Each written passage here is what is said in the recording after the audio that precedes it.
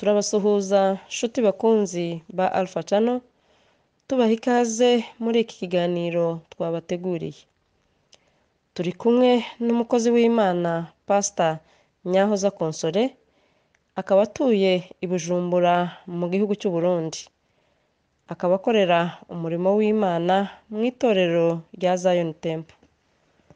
Pastor Nahoza Consolee ni umwe mu bagore bafite umwihariko wo kuba ari umukobwa wa pastori, akaba umugore wa pastori, ndetse nawe ubwe akaba ari umupastori.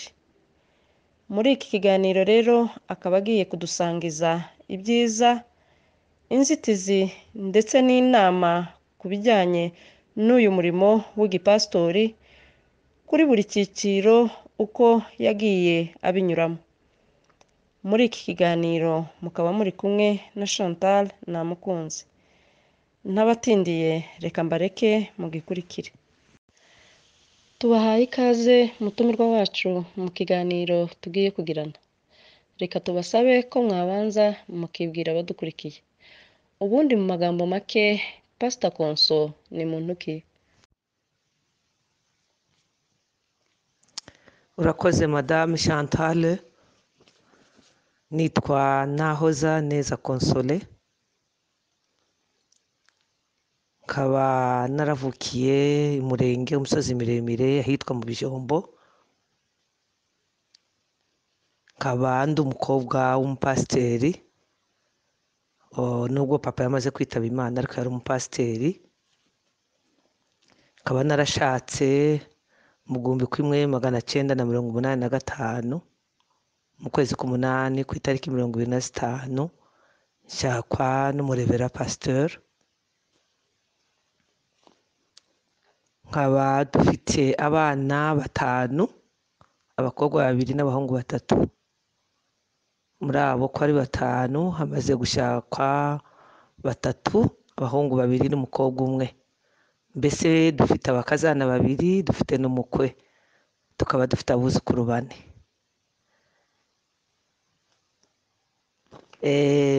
Imana yaranyizeye mu mwaka w'ibihumbi 2018 ku itariki 18 mu kwezi kwa gatandatu niho nasengewe nk'umurevera pasteur mu itorero rya Zion hano i Bujumbura, akaba ari naho turi ubu ngubu. Nkaba mfatikanya n'umugabo wanjye muri iyo mirimo nyine kuko we ni bishop. Mbese navuga ngo nakuriye mu buzima bw'igipastori. Igipastori mu by'ukuri nakivukiyemo. Navutse nsanga papa ari muri uwo murimo, mama aramufasha muri uwo murimo, ndetse navuga ngo urugo rw'igipastori ndaruzi cyane kuko ni ubuzima nabayemo kugeza nshatse kandi mushakamo. Nagiriwe amahirwe, narize ishuri, nabashije kwiga universite, nkaba ndi umurisansiye muri sociologie, kandi nabashije gukora mu mirimo itandukanye myinshi, ariko ubu ngubu ndasa n'umuntu usa n'uwikorera kandi nkaba ndimo nkora umurimo w'Imana. Murakoze cyane Pastor Conso kwibwira abadukurikiye. Umaze kuvuga ko wavukiye mu muryango w'igipastori. Ubundi ni ibihe bintu byiza wasangiza abatwumva byo kuvuka no gukurira mu muryango wa pastori? Urakoze Chantal kumbaza ikibazo cyiza cyane. Uti kuvukira no gukurira mu muryango w'igipastori ni ibihe byiza nosangiza abandi. Ibyiza birimo, kuko iyo umuntu yavukiye mu muryango w'igipastori harimo ibyiza umuntu yasangiza abandi.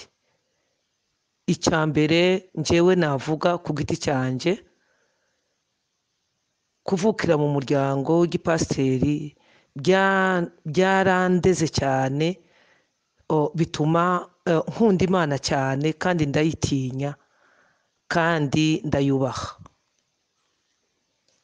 ubavuga ati se uyitinya gute uyubaha gute kubera gukurira mu rugo rw'igipasitori umuntu yakuze nkanje nakuze mu by'ukuri inzi ko nta yindi activite ibaho uretse uwo murimo kandi numva ari wo murimo namenye mbere y'ibindi byose mu buryo ubuzima bwanjye bwose numvaga bugomba kuba mu Mana. Nakuze nsengera mu butayu, nakuze inzi kumva ijwi ry'Imana, nakuze inzi guha agaciro iby'Imana, nakuze inzi gukora umurimo w'Imana, mbona ko ariyo priorite y'ubuzima. Ibyo rero bikaba byaratumye cyane binyubaka mu buryo n'ibyo nokora muri iki gihe byinshi numva ko hari icyo nokora cyiza nuko mfite aho nakikuye kuko mfite aho nakivomye. Rero nkaba nshaka kuvuga ngo harimo ibyiza byinshi iyo umuntu yakuriye mu nzu y'Imana ugakurira mu rugo rw'abakozi b'Imana ukabyaho gukunda Imana kandi ubiha agaciro cyane. Nk'ubu njyewe sinshobora nta n'umunsi n'umwe nshobora gufata iby'Imana ngo mbifate minenego cyangwa se ngo numve simbihe agaciro kubera yuko nibyo bintu nakuze mbona ko ari byo by'agaciro, mbona ko ari byo bintu byiza kandi mbikuriramo nabyisanzemo mbikuriramo kugeza muri iki gihe nkavuga ngo gukurira mu rugo rwa pasiteri biraguperfectiona bikakugira umuntu ukomeye kandi umuntu ufite kuba usobanukiwe n'ibyo urimo ukabasha gukora ibintu wumva kandi ibintu uzi neza ko uzi neza. Umuntu ashobora kubyirengagiza ukabica iruhande ariko ubuzi ububyumva ibyo ugomba gukora. Pastor Konso, haba hari ibibazo by'umwihariko abana b'abapasitori bakunze guhura nabyo bijyanye n'uwo muhamagaro w'ababyeyi? Niba bihari byaba ari bihe? Urakoze cyane kumbaza icyo kibazo cyiza cyane cyo kumbaza tese ibibazo abana b'abapasiteri bagendaga bahura nabyo. Ntabwo ibibazo byobura kandi byari byinshi cyane. Nkatwe twabaye ruguru tuba mu muhana, urumva iyo papa ari umupasiteri mu muhana abashyitsi benshi batafite bene wabo aho ngaho baza babaza gusa kwa pasiteri. Bivuga ngo pasiteri yari umuntu wakira buri muntu wese uhita, abadafite iyo bajya, abadafite bene wabo aho, abadafite aho barara, aderesi bagomba kubaza kwa pasiteri. Ikintu cya mbere cyatumaga abana b'abapasiteri bagiraga ibibazo, mbese wasangaga kenshi bituma batanakunda umurimo w'igipasitori, kwari ukwimuka ku bitanda. Ni ukuvuga ngo mwakuraga woharura mu mwaka iminsi uryamye ku gitanda kuko sinibaza ko ntabwo iyinga ryashiraga mutabonye abashyitsi. Abo bashyitsi bakaza bakaba benshi mu nzu, mukimuka ku bitanda, bakajya ku bitanda. Icyongeyeho mumenye ko ubuzima bwa ruguru bwari ubuzima bwo gukoresha amaboko. Wagaburaga ugacumba ifu mwahuye mwakoresheje amasekuru n'imihini n'amaboko. Bivuga ngo baryaga ingufu z'abantu. Twarahuraga kagaburira mukabigabura muri minsi 3 bikaba birashize mukongera mugahura, bigatuma imitima y'abana b'abapasiteri wumva bitakunezereje. Pastor Konso, ku mwana w'umupasitori ku bwawe ubona hari isano bifitanye no gukunda cyangwa se kwisanga muri uwo muhamagaro w'igipasitori, cyangwa se ku rundi ruhande hari aho byaba bihurira no kuzinuka uwo muhamagaro nk'uko bakunze kuvuga ngo nta pasitori ubyara undi? Urakoze cyane. Mu by'ukuri uko navuga njyewe muri Afrika twebwe ndibaza ko hanze mu bihugu biteye imbere niho usanga umupasiteri abyara undi mupasiteri ugasanga generasiyo y'abapasiteri sogokuru zari pasiteri sogokuru pasiteri papa pasiteri nanjye pasiteri ndibaza ko ibo mu by'ukuri ari byiza bakuragamo ariko twebwe uko njyewe navuga ntabwo mu by'ukuri umupasiteri yabyara umupasiteri kuko ubupasiteri si karande ahubwo ni umuhamagaro w'Imana ku buzima bw'umuntu hari ushobora kuba yarabikunda akumva arabikunze cyane ariko nta mubi hakaba n'uwundi woba yarabyanga yanga kuba umupasiteri ariko umunsi umwe akabyisangamo bivuga ngo navuga ngo ibi byo kuba umupasiteri cyangwa kutamuba byose bijyanwa n'umuhamagaro Imana yagushizeho iyo Imana yaguhamagaye wabyanga wabikunda umunsi umwe ubyisangamo kandi mu by'ukuri udafite uwo muhamagaro ushobora no kubikunda ariko ntubibemo ambrefe navuga ngo kuba umupasiteri suko wabaye umwana w'abapasiteri sinavuga ngo nabaye umupasiteri kubera yuko ngo papa yabaye umupasiteri oya nje navuga nti uwo ni umuhamagaro Imana yanshizemo kuko kuba umupasiteri mbibaye ubu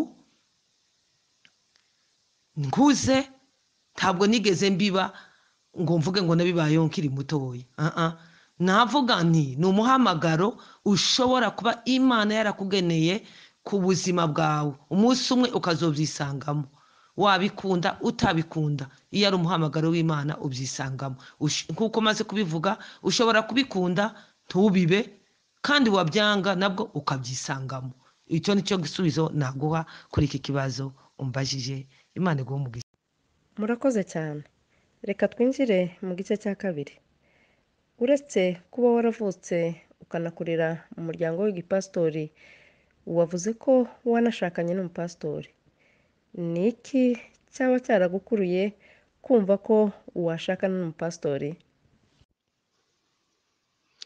urakoze cyane Chantal urakoze ku kibazo cyiza nubwo upasiteri nari mbuzimwo nk'umurimo ugoye utoroshye kandi kuko nabikubwiye ariko icyo nakundiye umugabo wanjye mu by'ukuri si uko namukundiye ubupasitori ariko namukundiye amakalite nashakaga umugabo nashakaga niwe Imana yampaye rero lekalite ziwe zambereye zafashe ikibanza kinini muri njyewe bituma mukunda cyane gusumba kwita cyane ku murimo ubupasiteri bivuga ngo nahaye agaciro amakalite yiwe gusumba ubupasitori niyo mpamvu nakubwira nti naramukunze mukundira kalite ziwe mukundira ibyo namubonyeho bituma ntibuka nuko ari n'umupasiteri ubwo rero niko novuga nti ni urukundo rwatumye mushaka ariko si fonction y'ubupasiteri urakoze murakoze cyane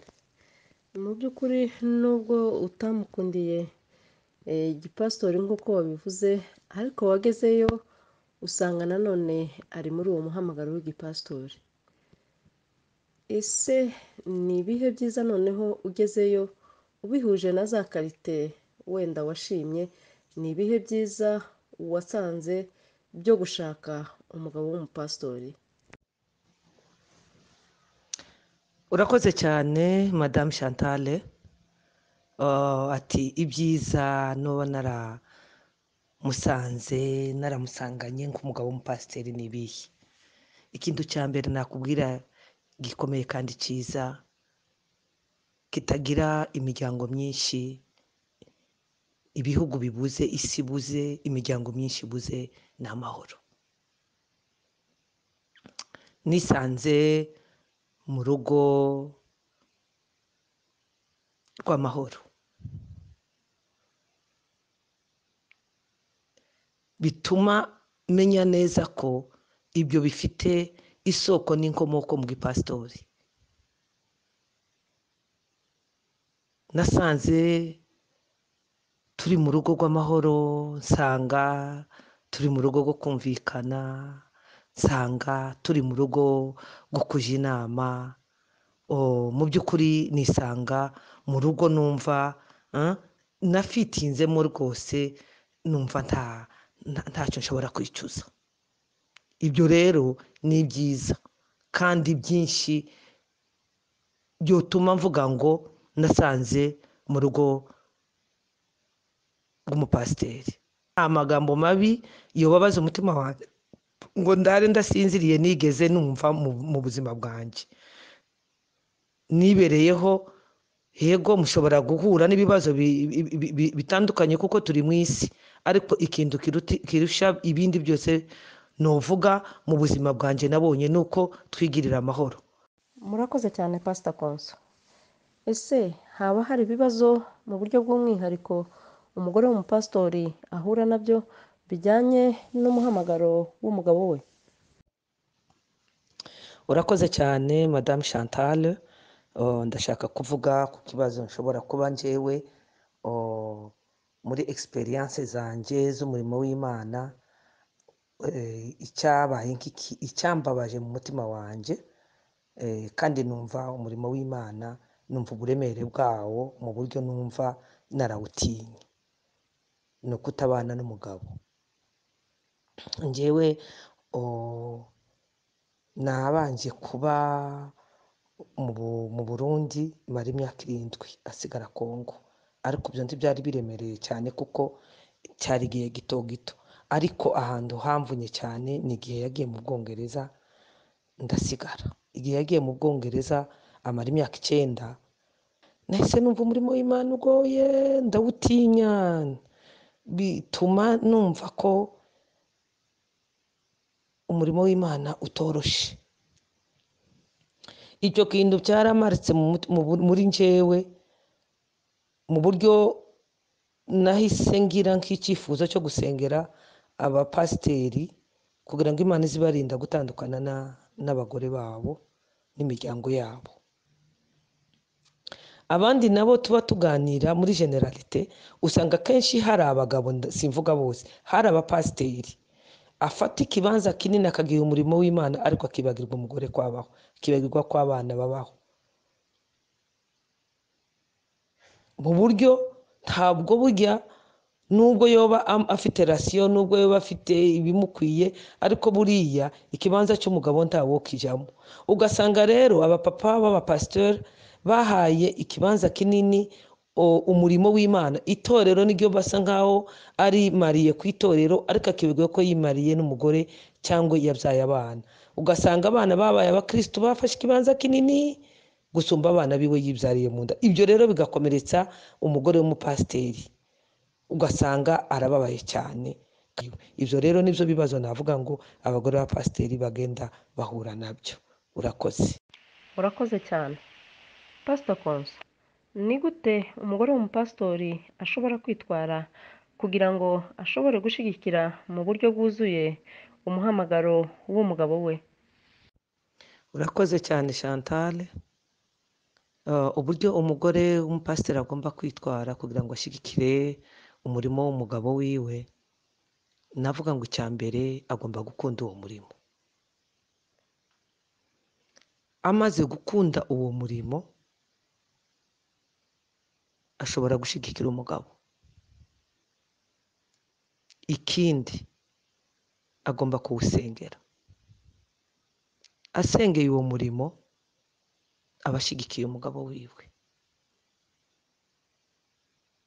Ikindi, agomba kumufasha kwiyumvira ku bisubizo bimwe na bimwe by'ibibazo bishobora gushika mu buzima bw'urusengero, kuko nta wundi mujyanama w'umugabo uruta umugore, nta n'uwundi umukunda gusumba uko umugore wamukunda, nta n'uwundi wamwitaho gusumba uko umugore wamwitaho. Rero umugore ndumva agomba gukorana n'umugabo wiwe umurimo w'Imana, kuko deje baba babyisanzemo.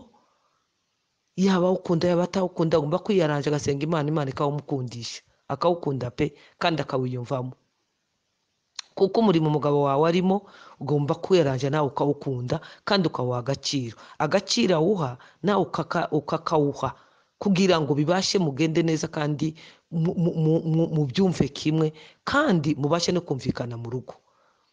Iyo habaye deja umwe yumva ukwe undi ukwe, usanga rero na wa murimo udakorwa neza. Ariko iyo umurimo umugore awukunda, umugore akawusengera, umugore akawuha agaciro, bifasha umugabo kandi bimuha imbaraga zo kubasha kuwukora neza anezerewe kandi yumva umutima wiwe uguwe neza. Pastor Konso, wavuze ko wavukiye mu muryango w'igipastori, nyuma uza gushakana n'umugabo w'umupastori, ndetse ubu nawe ukaba uri umupastori. Ese iby'uyu muhamagaro w'igipastori wawe ku giti cyawe byo waje kubyisangamo ute? Urakoze cyane Madame Chantal, nkuko uvuze, ego navukiye umuryango w'igipastori, shaka mu gipastori, nanjye bije kurangiza nanjye mbaye umupastori. Navuga nti ntabyo nigeze niyumvamo kandi ntabwo nigeze mbyumva ko nzabibamo, kuko iyo nza kubibamo nabyiyumvamo imba narize theology singende mu yandi mafakirite. Ariko kandi ko kuba narakuriye mu gipastori kambagamo n'imbuto y'Imana nyine itazibasha kubora, kambagamo cyane mu buryo rero ako kantu ko gukunda umurimo kambagamo, k'ishyaka ry'umurimo w'Imana kambagamo, ko gukora umurimo w'Imana kambagaho. Ndibuka nigeze gukora akazi ka leta, kiga universite mu ijoro, ariko nanone porogaramu zose za eglise nazibagamo. Bivuga ngo uwo murimo wambagamo, wabaga mu mutima wanjye. Rero igihe bavuze ngo bambwiye ati tugusengere ku bupasiteri, impamvu natumye mbyemera kandi kabijamo nuko bari baranyigishije, bambwira ko habaho imihamagaro myinshi, twese ntitwahamagawe cyo kimwe. Haba umuhamagaro par nomination, bakakunoma, abashumba bakabona ko ukwiriye icyo gikorwa, barebye peut-être imirimo ukora, barebye peut-être uko ubyitwaramo, bakavuga ati twabonye ngo uyu murimo uwubemo. Naho ngaho ako kantu ni koko barambwiye, mbita numva ako kantu ko kanzamo iryo jambo bari bararitwigishije. Ntabwo byamvunye cyane, narabisengeye Imana, mbona birabaye, mbona byisanzemo. Ariko ubundi nanone narabikoraga kuko nari nkubyendi, nahora mbyiyumvamo nyine, kumva umurimo w'Imana ni umutwaro kuri njyewe, kumva ni farudo. Kumbe kwa kundi nawe wiyumvagamo harimo umuhamagaro wo kuzasigirwa kuwukora. Nuko rero nisanze muri uwo murimo, numva ni umuhamagaro wanjye, kuko Imana yarawumpamagariye. Ni mikeya, ni imirimo mikeya nshobora kumva mu nshingano isa n'iyiyongereyeho, ariko ubundi ibyo nakoraga na mbere ntarasengerwa n'ubu ndabikora, uretse ko hari izindi nshingano zagiye ziyongeraho, ariko ntabwo novuga ngo hari icyo nahindutseho cyane, n'ubundi niko nari isanzwe. Urakoze.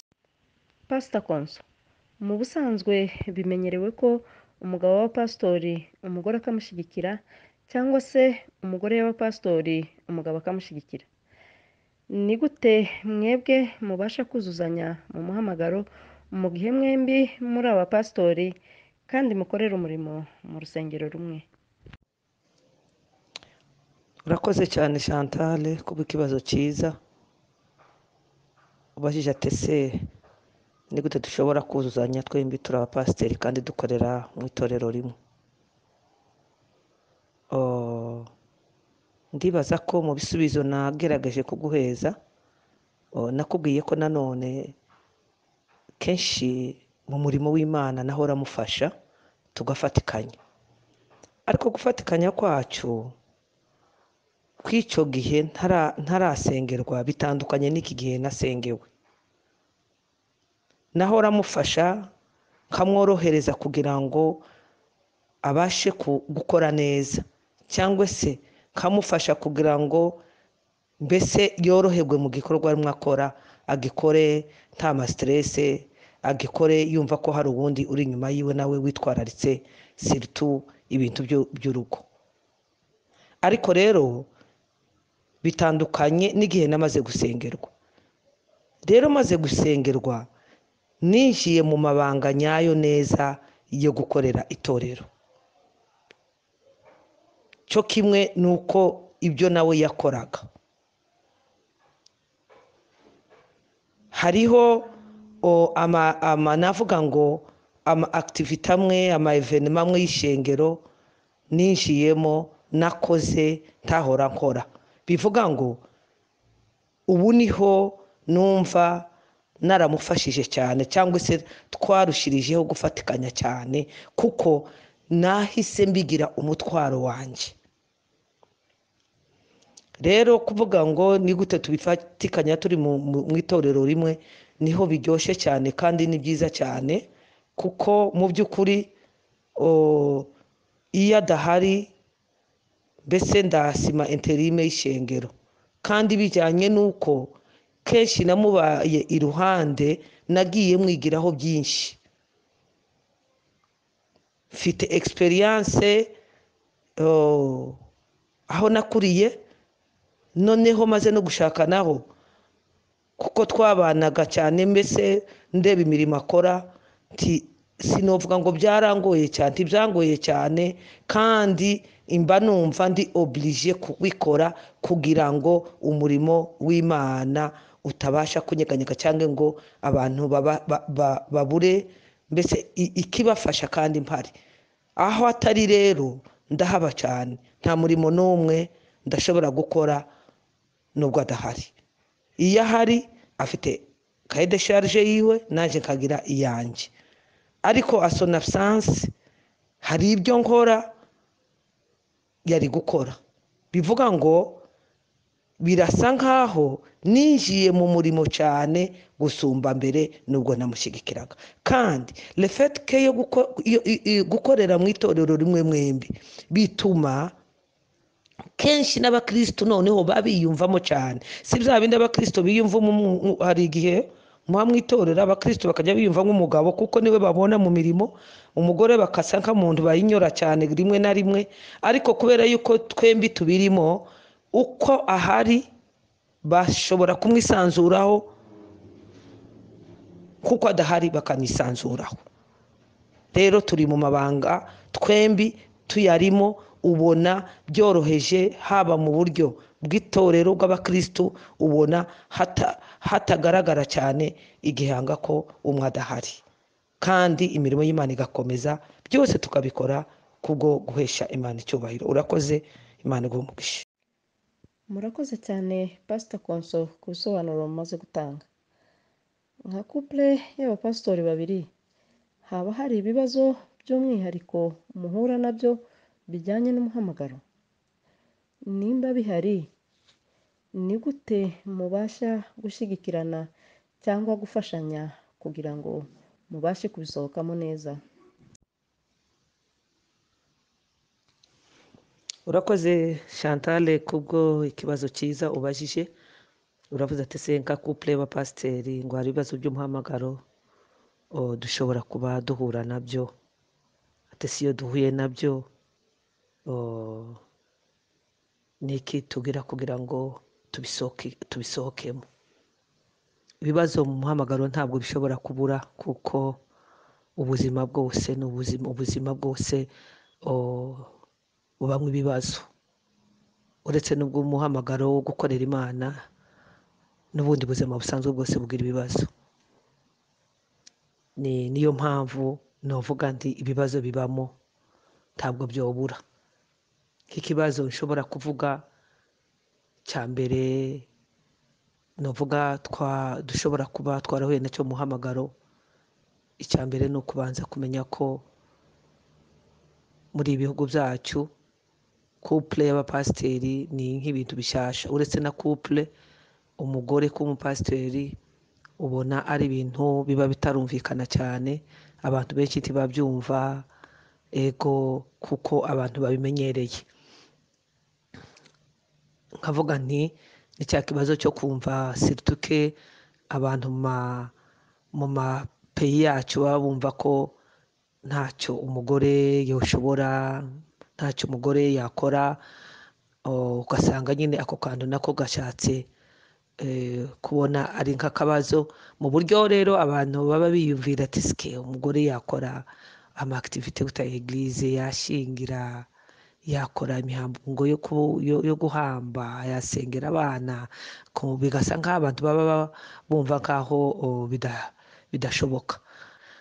Icyo ni kimwe. Ikindi cya kabiri navuga ngo ibibazo byo muhamagaro, haba ibibazo de finance, kuko mu by'ukuri ntaraba pasteur nari ndi mu mirimo nakora mu buryo nakoraga atari mu gipastori kugira ngo umuryango ubashe kubaho neza, ariko kubera umuhamagaro nyine usanga bisa nkaho tuba dusa nkaho nta kindi dukora, bigatuma finance zigabanuka. Ariko nanone nubwo bimeze gutyo, cyane cyane biterwa nuko abantu muhamagara abantu bagenda kandi bahindura ibihugu miliye. Iyo abantu bamenyereye ahantu mumenya nuko muhaba kuko muba muhazi, ariko iyo ugiye mu karere utazi buri gihe kakubera gashasha kandi kugira ngo wiyadapte ntabwo bikorohera, bigatuma rero kubera guhindura ibihugu bigatuma abantu batabasha kugira gute, umuntu atabasha kwidagadura neza kugira ngo ubashe kubona ikindi wakora, bigasaba ko nyine uguma uri muri uwo murimo w'igipasiteri kandi bikaboneka nkaho mbese na finance zigenda zigabanuka, kuko namwe muzi ubuzima bw'ipasitori nyine uko buba bumeze. Rero aho naho ni ikibazo cyo mu muhamagaro, ariko ibyo byose abantu baragenda mukabibamwo gutya mukamenyera, ariko mwizeye ko ho ari igihe bizahinduka, peut-être abantu bamaze kumenyera n'akarere nako umuntu yakora n'ikindi kintu gishobora kudufasha. Ikindi navuga njyewe muhamagaro njyewe ikintu numva tuba dufitemo, twebwe twarihaye intego yo kuvuga ngo nubwo bishikira abantu benshi batakibana n'amafamiye yabo, ariko twebwe twahora dusengera ikintu cyo kubana n'umuryango, abana bacu sirutu cyane kugira ngo tubafashe mu gukura mu gakiza no kumenya no kubaorienta mu mirimo y'Imana, kuko nyine iyo kintu kibamo uzushaka ngo n'abana bawe bakibemo. Aho ngaho naho niho twagiye duhura n'ikibazo muri uyu muhamagaro, kubona tutabana n'abana, ariko twebwe twifuza ko twobana nabo, kuko iyo ubana nabo urabafasha mu bintu bimwe na bimwe byo mu buryo bw'umwuka, ukabafasha kubahimiriza gusenga, yaba ari ufite impano mukamufasha kugira ngo iyo mpano yiwe izamuke, yego yaba ari ufite intege nke mukamufasha kugira ngo asubizwemo intege, kandi mukamukundisha iby'Imana, kuko twebwe tuba twumva mu by'ukuri aricyo kintu twaraga abana bacu. Aho rero icyo twebwe ni ikibazo tuba twumva dufite muhamagaro, uterese mwukivamo gute, nabyo tuba turimo tubisengera cyane, tubashije kubana n'abana bacu tukabana n'abuzukuru bacu. Ndumva byadufasha cyane kandi byatuma umuryango wacu rwose ukomera, navuga ngo mu buryo bw'umwuka, mu buryo b'abana bacu tubakundisha umurimo w'Imana, tukabakundisha ibyo tubamo, tukabereka ko ari byiza, tukabikora mu buryo bibaryohera, nabo bakazobyisangamo kandi bakabikunda, bakazakorera Imana aho waba ari hose, nubwo bataba abapasiteri ariko bakaba mu buzima bwo gukunda umurimo w'Imana. Ndumva ibyo ngibyo ari byo duhura nabyo, kandi byaba ari ibibazo dufite muri uyu muhamagaro, ariko nanone turizera Imana yacu dusenga kuko n'ubundi tugendera mu kwizera ko byose bishoboka guhinduka kandi bikagenda neza. Niyo mpamvu rero tiducika intege, tuba tuzi neza serutu ko iyo ari ibibazo twembi duhuriyeho tubifatira umwanya wo kubisenga tubyumva kimwe. Iyo ari ikibazo urumva cyo muhamagaro kandi mwembi mucyumva kimwe kandi mwembi mugafata ingamba zo kugira ngo gikemuke. Nicyo gituma rero ntabwo umuntu aba afite, kuko tuzi neza ko umurimo ari uw'Imana. Urakoze cyane ku bisobanuro umaze gutanga Pastor Konso.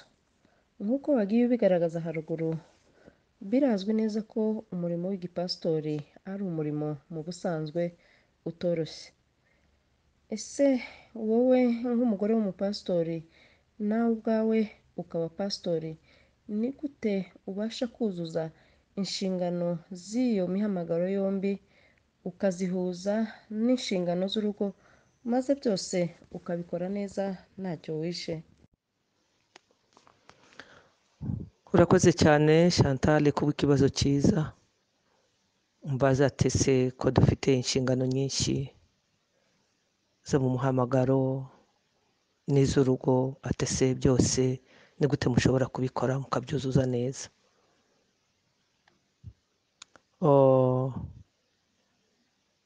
Navuga ngo turagerageza. Icyo namenye cyane ni uko umugore buriya Imana yamuhaye ubushobozi bwo kubasha gukora ibintu byinshi mu mwanya umwe, kandi byose akabikora neza bikurikiranye n'ingene umuntu Imana yamuremye. Surtout nkatwe abagore, umugore arashobora kuba yakora, ateka, akaba arimo kumesa, akagaburira abana, ukabona byose arabikoze kandi byose mu gihe kimwe, kandi byose akabirangiza neza. Ndavuga ngo icyo nacyo ni ikindi Imana yaduhaye cya organisation. Umuntu ashobora gukora ibintu bingahe kandi ukabikora neza. Rero kubw'umuhamagaro no kubw'urugo, bijyanye na experience nagize, njyewe nabashije kwiga, ngakora, nkiga, kandi nkamenya urugo rwanjye, kandi nkamenya n'imirimo y'urusengero. Ibyo byose narabikoze kandi ndimo ndera n'abana, kandi byose nkabona bigenze neza. Rero uko mbikora njyewe ndi porogaramu, mu by'ukuri iminsi y'iyinga umuntu agomba kugira iminsi imwe uba mu rugo, ukabasha gutunganya mu rugo rwawe, hanyuma ugatunganya n'ibyo urusengero, kuko buriya itorero rya mbere ni urugo rw'umuntu. Kandi igihe urugo rwawe urudahagaze neza, n'itorero ntushobora kurikorera neza. Ariko igihe mu rugo uhagaze neza, n'itorero urikorera neza, kubera yuko navuga ngo urugo ni base. Iyo bitunganye mu rugo, n'ibindi byose wakongeraho byose byagenda neza. Rero sinshobora kuvuga ngo nirengagize urugo rwanjye, kandi sinshaka kuvuga ngo ndirengagize n'umurimo w'Imana. Byose ndabishyira ku murongo, ngakora mbese ibintu na programye, atari ibintu keretse ari ibintu navuga ngo reka zinguyeho zije ari ikintu giturumbuka. Ibyo nibyo byatuma nirengagiza kimwe muri ibyo ngibyo. Nimba ari ikintu cy'urugo cyaje giturumbuka, ubwo nahagarika iby'itorero. Ariko igihe iby'itorero nabyo bije ari ikintu kije giturumbuka, nifata nka priority. Ariko ubundi ndamenya kwekilibra, nkamenya ibyo mu rugo ko bihagaze neza, nkamenya n'ibyo ku rusengero ko bihagaze neza, kandi byose nkabona bikoze neza kandi bikagenda neza, kandi ndafite stress, kuko mu by'ukuri umuntu aba azi neza ko inshingano ziwe agomba kuzikora neza. Nanone ni kimwe mu byo umuntu aba yarahamagariwe. Ubwo rugo narwo imba nzi neza ko igenda rwitwaramo neza. Igihe ntarwitaho, ibyo nabyo bizagira mbese navuga ngo bishobora kuba impact iri negative mu murimo w'Imana. rero menya uko ngomba kwifata neza cyangwa se guhagarara neza mu mirimo yo mu rugo, ngahagarara neza no mu mirimo y'itorero, byose bikagenda harimo equilibre kandi byose bikagenda neza. Imana iguha umugisha. murakoze cyane Pastor Konso. Tugana ku musozo w'ikiganiro cyacu, ni iki wumva wabwira abana b'abapasitori, abagore b'abapasitori n'abagore bari mu muhamagaro w'igipasitori muri iki gihe? Urakoze cyane Madame Chantal kuri iki kibazo. Mbwiye ati niki nubwira abana b'abapasitori, niki nubwira abadamu b'abapasiteri, niki nubwira abadamu bafite umuhamagaro w'ubupasiteri. Ndatangirira ku bana. Ijambo ry'Imana riravuga ngo abana bacu bazigishwa n'Uwiteka. Abana bagomba gukunda umurimo ababyeyi bakora kandi bakawitwararika kuko uri umugisha wabo. Kugira ababyeyi bakorera Imana, ndibaza ko ari kimwe mu mugisha wa mbere abana bagomba kunezerererwa. Nabonye neza ukuntu Imana, iyo mwitaye ku murimo w'Imana, ingene Imana iza yita ku bana kandi ikabitwararika. Yewe n'ubwenge bwo mu mashuri ikabuba heza. Rero nkaba nshaka kubwira abana ngo abana b'abapasiteri muze mukunda umurimo w'Imana, baze bakunda umurimo w'Imana, bawiteho kandi ingabire zabo bazikorere mu nzu y'Imana, bakunda Imana, kuko nabo hari imirimo bashobora gukora ishobora kunganira ababyeyi. Bizomere nka kwa kundi ijambo ry'Imana tubwira muri Yoshuwa 24 umurongo wa 15 ngo Yoshuwa yavuze ngo njyewe n'inzu yanjye tuzakorera Uwiteka.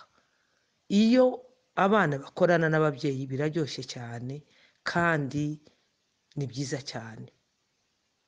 Abana bagomba gukunda umuhamagaro w'ababyeyi babo, bakawushigikira, ndetse nabo bagakorana n'ababyeyi babo, bagakunda Imana kugira ngo uwo murimo w'Imana barushirizeho kuwumva cyane no kuwitaho. Iyo bawitayeho kandi bakawukunda, nta kabuza Imana ibaha umugisha. Ibyo abantu navuga ngo kera harimo n'ubujiji bwinshi cyane, kuko nta experience twari dufite y'abakozi b'Imana babashije kuba barakoreye Imana hanyuma tubona bateye imbere. Rero kubera yuko batari bateye imbere, twabonaga ko tujuru n'abana ariko bazomera. Ariko ndibaza ko muri iki gihe, ndabwira abana b'abapasiteri, cyagiye cyakera si cyo cy'ubu ngubu. Ibintu byarahindutse. N'umukozi w'Imana arashobora kubaha ubuzima bwiza, n'umukozi w'Imana arashobora kwigishiriza abana mu ishuri ryiza, n'umukozi w'Imana arashobora gutunga imodoka, n'umukozi w'Imana arashobora kugera nk'ibyo abandi bose bageraho, kuko twamaze gusobanukirwa ko n'abakozi b'Imana nabo baza babaho neza kandi bikabagirira akamaro. Rero abana b'abapasiteri, mukunde umurimo, uwo niho hari umugisha wanyu. Mufashe ababyeyi, aho niho muzobonera umugisha. Ndumva aricyo novuga ku bana. Ku bijyanye n'abagore b'abapasiteri, abagore b'abapasiteri ndabasaba cyane kugerageza kumva umuhamagaro w'abagabo kandi babashigikire, kuko biragorana cyane iyo umugore akora iyo umugabo akora umugore atamushyigikiye, cyangwa umugore agakora umugabo ntamushyigikire. Mu by'ukuri birabavuna cyane, kandi usanga akenshi batageze ku musaruro mwiza, kandi ugasanga batabasha no gushika kure. Ariko iyo bashyigikiranye, umugore agashyigikira umurimo umugabo arimo akora, nta kabuza baza bashika kure. Icyo umugore akora, kuko nari nabivuze, umugore agomba gusengera umurimo, umugore agomba guhagarara mu bana, nubwo absence y'umugabo yoba iriho, iwe agahagarara ntiyagira igihungabana rwose, agahagarara rwose kugira ngo abashe gufasha abana biwe batera imbere. N'igihe umugabo adahari, abashe kugira gute, abashe kumufasha. Njyewe ndibuka igihe kimwe nigeze kuja ahantu mu masengesho, Imana iravuga ngo njyewe ngo Imana yangize amaboko, ngo umugabo ngimugira akanwa, bivuge ngo azoza akora avuga ubutumwa, ngo bwa butumwa butume njyewe mbasha kubona imirimo myiza ishobora gutuma urugo rwacu rugenda neza, kandi narabibonye, ndiyo experience ndayifite neza cyane, kuko umurimo nari mushigikiye, umugabo nari mushigikiye, naramusengeraga, numvaga tutagomba gukorwa n'isoni kubera imibereho mibi, kandi umugabo wanjye ahaye akorera Imana, nkabisengera kandi nkumva ko hari icyo Imana ishobora gukora. Icyo gihe Imana irabivuga neza, ahantu twari turi, ngo izoza, ngo kubera ngo umurimo umugabo ahaye akora, ngo Imana izoza impeza akazi keza, kandi narabibonye, nagiye mbibamo, nagiye mbyisangamo, mu by'ukuri atari uko hari nari igitangaza, ariko kubera yuko nariho iryo sezerano Imana yari yaravuze. Rero abagore b'abashumba, nimuhagarara neza mugashigikira abagabo banyu, mukabafasha muri uwo murimo, takabuza abana bazobaho neza, kandi namwe muzabaho neza, kandi nawe umugisha uzawuhaye uwukorera. Injira mu murimo nawe, uwiyumvemo, uwusengere, wite ku mugabo wawe, kuko ntibiba byoroshe, umufata amaboko, umere nka uri, uko umufasha, kandi ukabyaho kumwegera no mu murimo, Imana nayo izakomeza yite ku byanyu. Ayo niyo magambo nubwira abagore, navuga abagore b'abapasiteri. Naho kubijyanye n'abagore bafite umuhamagaro kw'abapasiteri, mwikuremo amakomplexe d'inferiorité, mwikuremo kumva ko mwebwe ntacyo mwashobora, mumenye ko mushoboye, kandi mumenye ko Imana yo mu ijuru yabahamagaye namwe kugira ngo mubashe gukora icyo gikorwa, kandi mugomba kugikora neza nk'uko Imana igishaka. Rero iyo wamenye Imana, Imana irakwigisha, iyo wamenye Imana, Imana ikwereka icyo gukora, Imana irakuganiriza, Imana ikugira igisubizo ahantu henshi mu bibazo, ugasanga wabaye igisubizo. Kubera iki? Kuko d'abord ubanza kumva uwo murimo uwukunze, kandi ukawuhagararamo, kandi ukawusengera, kandi ugashakisha kumenya, warangiza ugakora wowe n'imbaraga zawe uzishoboye, hasigaye ibyo udashoboye ukabiheza Imana. Takabuza Imana ndiyo izogukoresha ibikomeye, kandi izogukoresha ibihambaye. Ntabwo ari ubwa mbere, bishobora kuba ari ubwa mbere mu makominote yacu, ariko abagore bariho benshi bakomeye no mu mateka ya Bibiliya bagiye bakorera Imana. Bivuga ngo Imana ntirobanura ku butoni, Imana ntivuga ngo uyu nguyu ni umunyentege nke, kuko niyo ishinzwe kuduha izo mbaraga kugira ngo tubashe gukora igikorwa cy'Imana. Nimba Imana yaragushyize nk'umuhamagaro, Imana izagukoresha. Nimba Imana yarakwemeye ikakwizera, Imana izakwemeza n'abantu. Nimba Imana yaraguhamagaye kugira ngo ukore umurimo wayo, ni uko yakubonyemo kapasite runaka, cyangwa yakubonyemo ko ushoboye, kandi ushobora kuko uri kumwe n'Imana. Rero nkaba mvuze ngo abadamu bahamagawe, abana b'abapasiteri, abagore b'abapasiteri, mureke dushigikira umurimo, kuko niyo soko y'imigisha yacu, kandi nitwashigikira natwe tuzashigikirwa. Imana iguhe umugisha. Merci. Turagushimira cyane umukozi w'Imana Pastor Nahoza Consolee ku kiganiro cyiza watugejejeho. Murakoze namwe bakunzi bacu twabanye muri iki kiganiro, kandi muri ab'agaciro kuri twe. Turangije tubakangurira gukora subscribe, like, share na comment, kugira ngo ibiganiro byacu bibagereho nta nkomyi. Murakoze, naho utaha.